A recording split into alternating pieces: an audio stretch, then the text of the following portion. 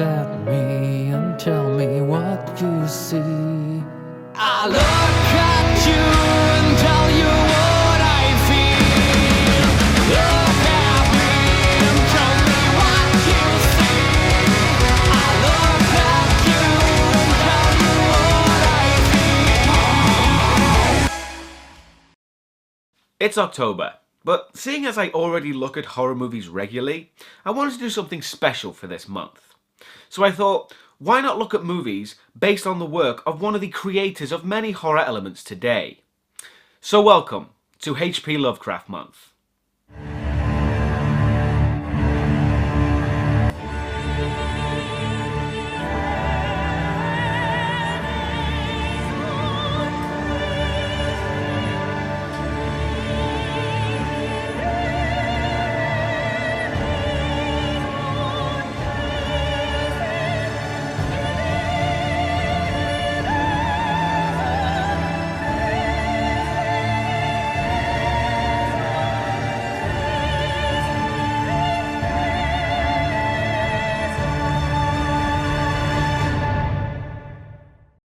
We start off the month with a film called From Beyond, directed by Stuart Gordon and based on the short story of the same name. And when I say short, I mean only 7 pages long, so naturally the film expands on it quite a bit. So let's begin. This is From Beyond. The film begins with Dr. Crawford Tillinghast, played by the great Jeffrey Combs, who's quite prevalent in H.P. Lovecraft films, as we'll find out. And Crawford is preparing to start an experiment with a device called the Resonator. What it's for, we'll find out soon. Crawford starts the machine with it giving off a purple glow and creepy sound.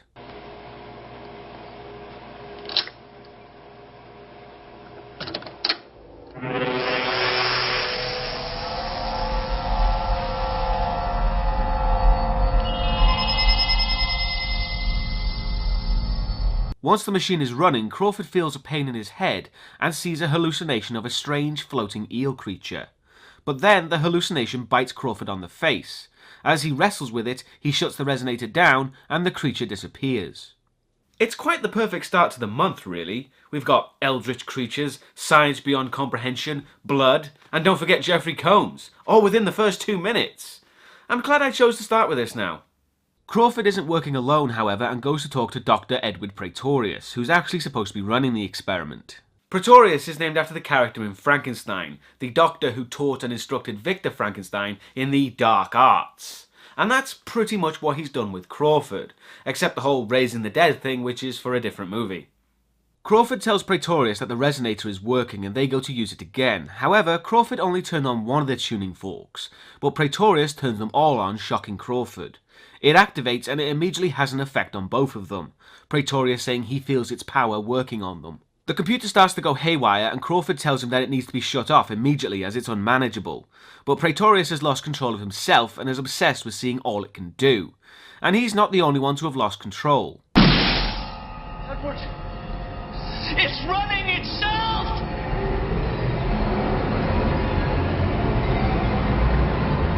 Something's coming. The windows of the house smash, but we then move to the nosy neighbour who's calling the police because of the noise. And getting off the phone, her dog runs off to the highly dangerous house, because dogs would do that. And inside the house, the woman finds the door to the lab, which is quickly attacked with an axe. Don't worry, everything's fine. Crawford just wanted to reference The Shining. He's a big film buff, that man. No, actually shit's got real and Crawford runs like hell out of the house, rather comically pushing past the woman on the stairs, and he's subsequently arrested outside. But back in the house, the dog has found Praetorius' dead body, with his head gruesomely and mysteriously twisted off, as the film leads into the opening credits. Like I said, very appropriate opening, but apart from that, it was also well done in giving us all the information to set up the film, like the resonator and how we now know partially what it can do. Only enough to get us to continue to watch though, and wanted to find out more. After the opening credits, we pick back up in a mental institution, the frequent haunt of many a H.P. Lovecraft protagonist. And apparently they get their doors from the same company who did the Starship Enterprise. We're then introduced to Dr. Mcmichaels, or Catherine as I'll call her from now on. She's been brought here to consult on Crawford, and she's very much against the hospital's method of locking up schizophrenic people. And the other doctor clearly doesn't like Catherine's unorthodox methods of dealing with patients. referring to it as experimenting on them like lab rats. So they hate each other, and it shows the conflict between traditional science and more esoteric approaches, which seems to be a running theme throughout the movie. And really, dangerous and or unorthodox sciences is at the core of the Cthulhu mythos itself. Catherine speaks with Crawford and she knows about him. Hello. I suppose you're another psychiatrist? Yes, I am. Uh-huh. And you're a physicist. Your record at Miskatonic University was brilliant. Oh, yes. I had quite a future, didn't I? Yes? You'll find references to the Miskatonic University in a lot of Stuart Gordon's films, and if you're not familiar with it, the fictional university features in at least 7 of Lovecraft's stories, and usually the protagonists seem to graduate from there. And although not overtly supernatural in nature, it does house a large array of occult literature and has a genuine copy of the Necronomicon, so it's probably not a normal school. Catherine asks Crawford about the Resonator. He explains that the machine stimulates the dormant pineal gland in the human brain.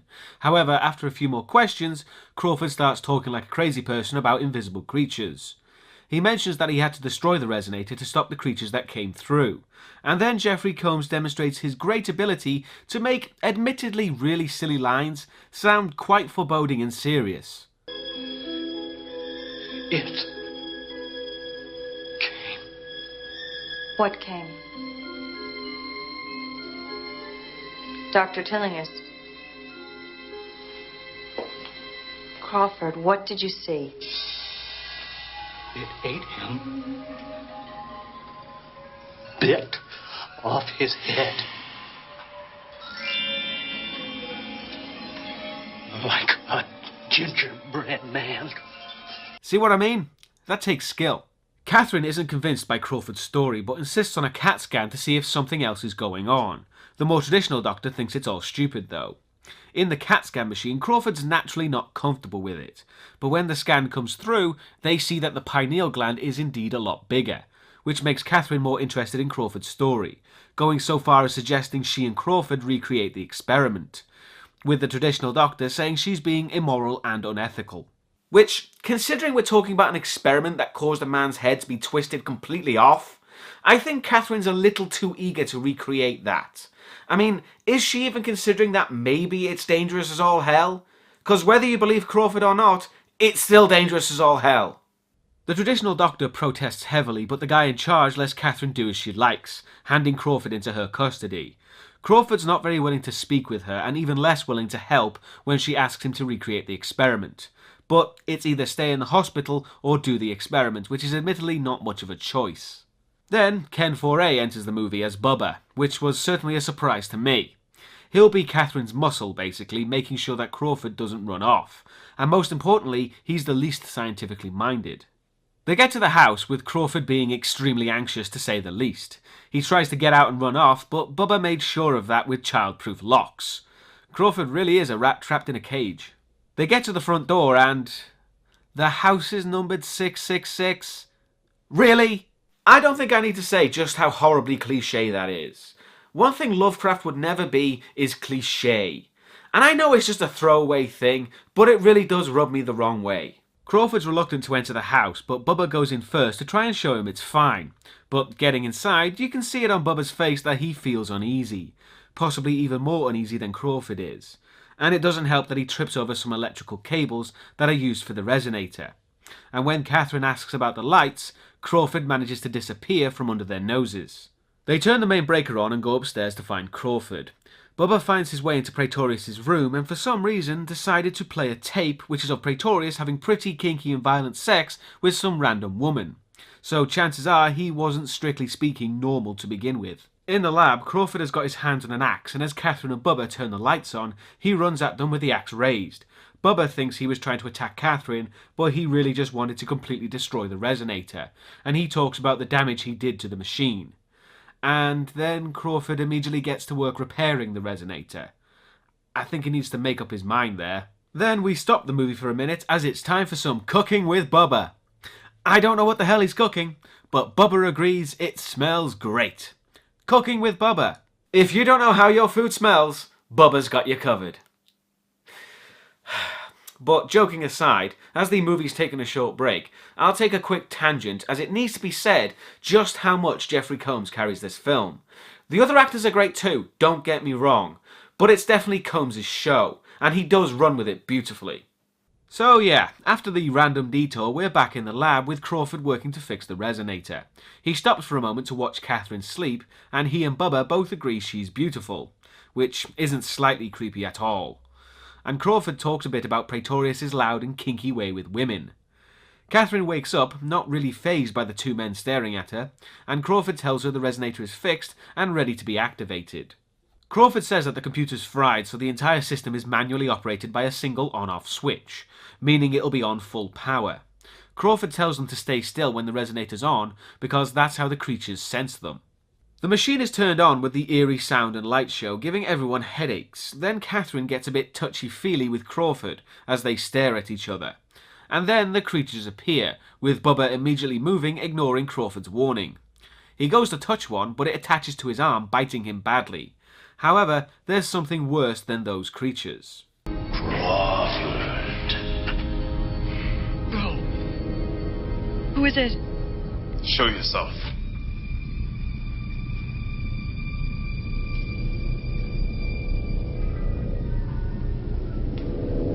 Welcome home, Crawford. I'm glad you came back. Who's the lovely woman? It can't be you. Yes, Dr. Praetorius is still alive and very naked, and he tells Crawford that he didn't die, he just passed beyond. Crawford wants to know how he survived, and Praetorius invites Crawford to touch him to assure himself that he is in fact real. And when Crawford touches Praetorius, his body is almost like a clay, and he tears off his face to show he has complete control over his physical form, mutating into some kind of tentacled horror. But before he can do anything, Crawford turns off the resonator, sending Praetorius back. That will be quite enough of that. Praetorius' character is very interesting to me because at face value he is the same man, just with control of his body and many other supernatural abilities. However, if you consider him being truly dead and the creature that killed him had his brain when it bit his head off, then maybe it's some nebulous cosmic horror just using his likeness and personality to be comprehended by the human mind. It certainly makes him more creepy as an antagonist, when we really don't know who or what he is. At breakfast, they talk about what happened, with Catherine surprisingly happy at what they discovered, even though it tried to kill them in a tentacle fashion. Also, there seems to be redness on Crawford's head, as he's been the most exposed to the resonator, so it's having an effect on him. Well, it's affecting all of them. If there's a statistical correlation between schizophrenia and an enlarged pineal, why, they may be seeing or feeling what we saw. Their minds may be influenced by those creatures.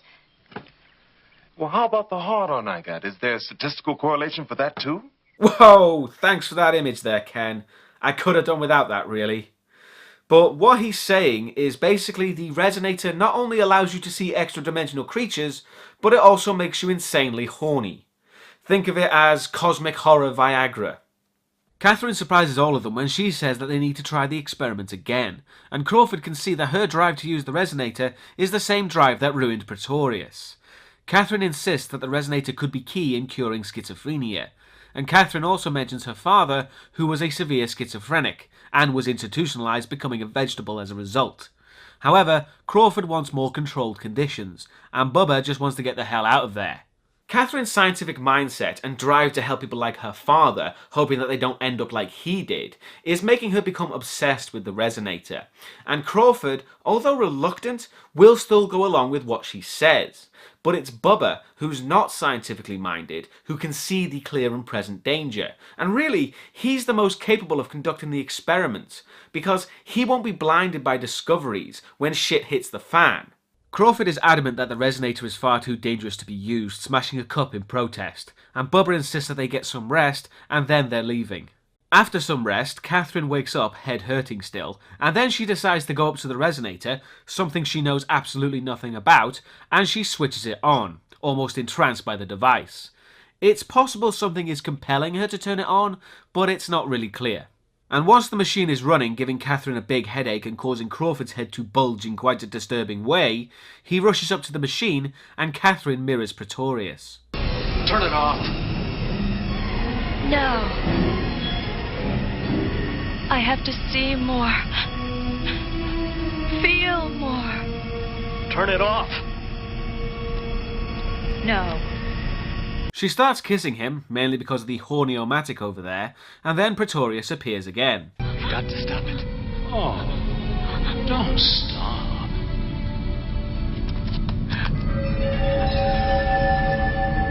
I'm impressed, Crawford. Do you realize now what I was creating? Edward, my God, what have you become?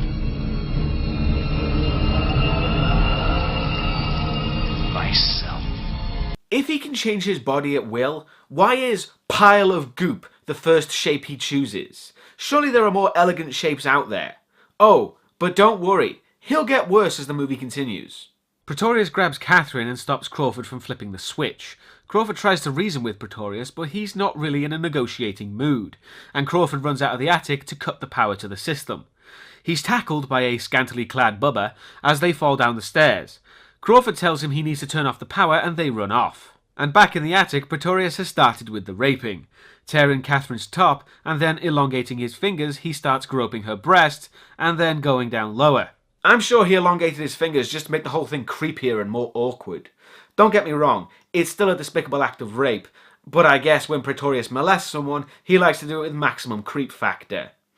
It's one of the few things that's not really in keeping with Lovecraft either, because sex was never really a factor in the stories, so it's quite out of place here.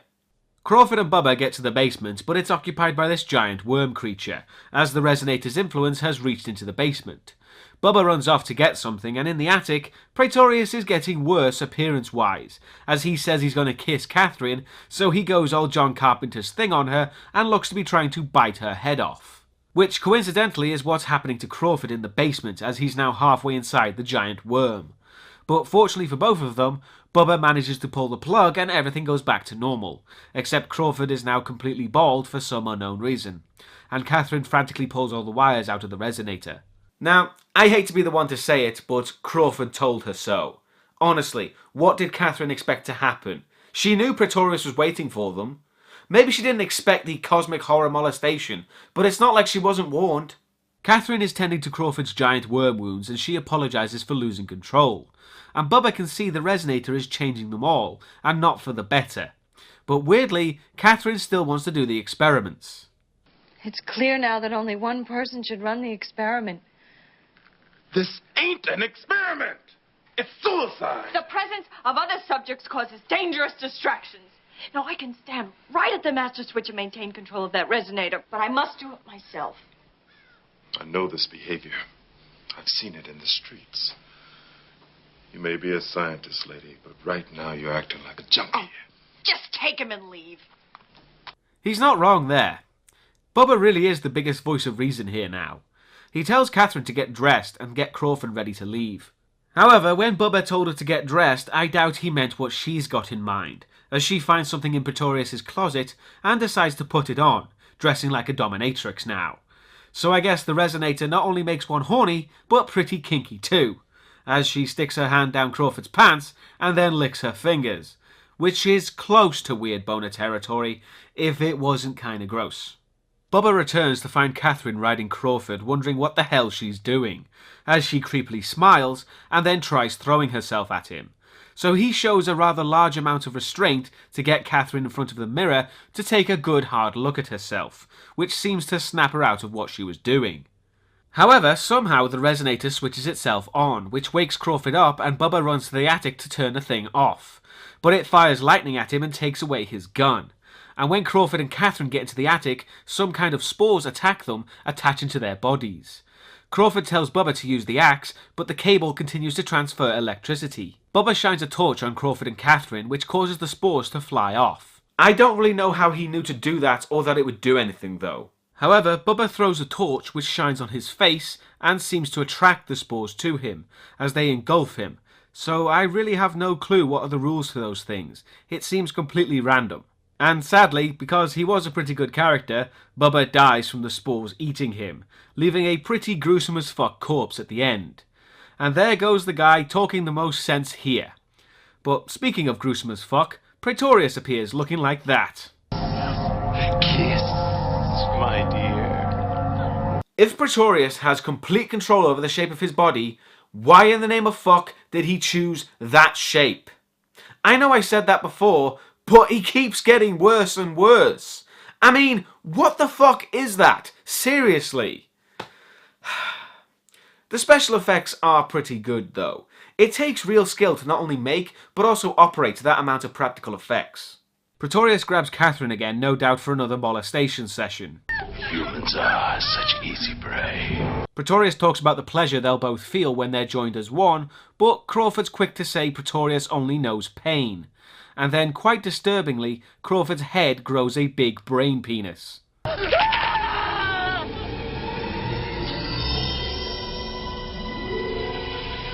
Oh, it's so beautiful. So beautiful. As head penis things go, I give it a 3. Let's be honest, I doubt anyone's gonna beat the reigning champ. But yes, Crawford's pineal gland has erupted from his head, giving him extra sensory perception, which would be cool if it wasn't for how it looks. Praetorius drags Catherine towards him, but grabbing a fire extinguisher, she sprays the resonator, causing it to shut down. But not for long, as it just turns back on. But Catherine continues to spray, stopping Praetorius. Well, for now at least. Which, why she didn't start smashing the thing to bits right then and there is beyond me. The fire extinguisher foam didn't really seem like a permanent solution. We then shift back to the hospital as the doctor from the start is examining Crawford's head cock, which avoids her forceps and then pops out to say hello, which is creepy and kinda gross looking, but also really great effects. The cops and doctor talk to Catherine to figure out just what the hell happened, with her sounding a lot like Crawford did when he first entered the hospital. The doctor then pretty much makes a case for Catherine being mental, and the cop gives Catherine to the doctor, who's far too gleeful at the prospect of treating Catherine, ordering immediate electroshock therapy even after a nurse protests. So yeah, I hope the doctor dies, cause she's a horrible bitch. Catherine tries running, but she's grabbed by orderlies, and back with Crawford, he's now awake and walks through the hospital surprisingly unnoticed, as he tries to eat some leftover food, but can't stomach it. However, the headcock then directs him into a room as he zeroes in on a tub of something. The doctor finds Crawford and he's eating a brain that the hospital just has laying around in a tub for some bizarre reason. Crawford finds the brain quite delicious until he comes to his senses and realises what the hell he's doing. People keep coming to their senses in this film when they're doing the weirdest shit, seriously. She tries to get him out of there, but then he loses control again with him slamming the door and then literally sucking her brains out, while his headcock flops around all over the place. It's kind of weird how Crawford's pineal gland is now some kind of alien creature controlling his actions. I mean, we saw how it affected Catherine, but this is a whole different thing entirely. It's possible it's been written that way so we can divorce Crawford's actions from the real person. He is meant to be the protagonist after all.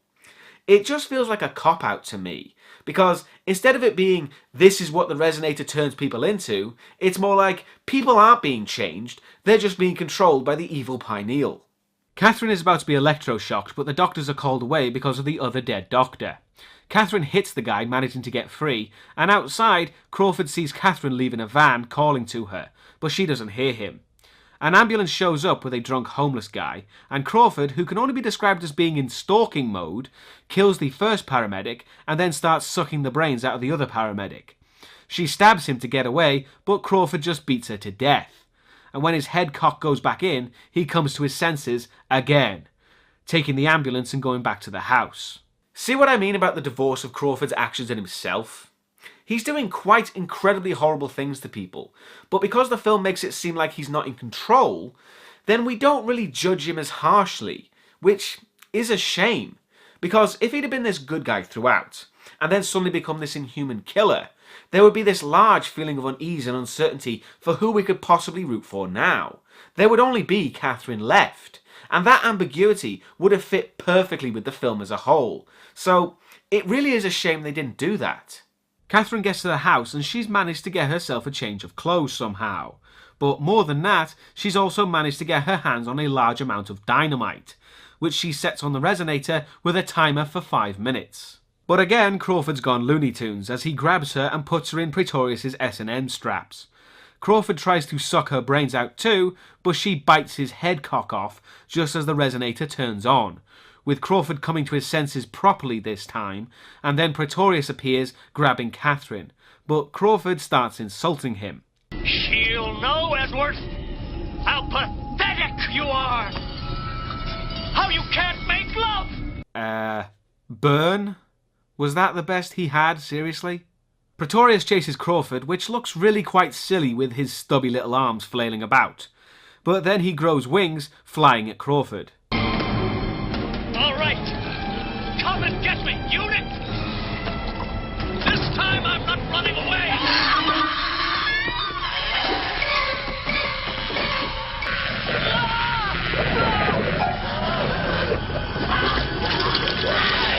Wow, maybe this time he should have ran away, because he's dead now. That kinda sucks. Catherine's still tied up, but the flying eel things from the start swim into the room, and because they're attracted to the movement of her hands, she gets one to bite through the strap, but then gets them to bite through the other strap as well, when she could have opened it herself. So that was just dumb. She distracts them with a pack of lit matches and runs down the stairs to find Crawford with his head twisted off. And Pretorius is still flying about, so she's forced to run back upstairs to the resonator, with only 30 seconds left on the timer. Pretorius grabs her, but then Crawford forces his way out from inside him, essentially tearing Pretorius' body apart. Ugh, work that one out, Freud. And while Crawford and Pretorius' skulls chew on each other's faces, Catherine manages to jump out of the window in the nick of time, as the house explodes in climactic fashion. Catherine's leg is pretty messed up from the fall, but like most H.P. Lovecraft protagonists who survive, it's clear she's quite mad. It ain't no.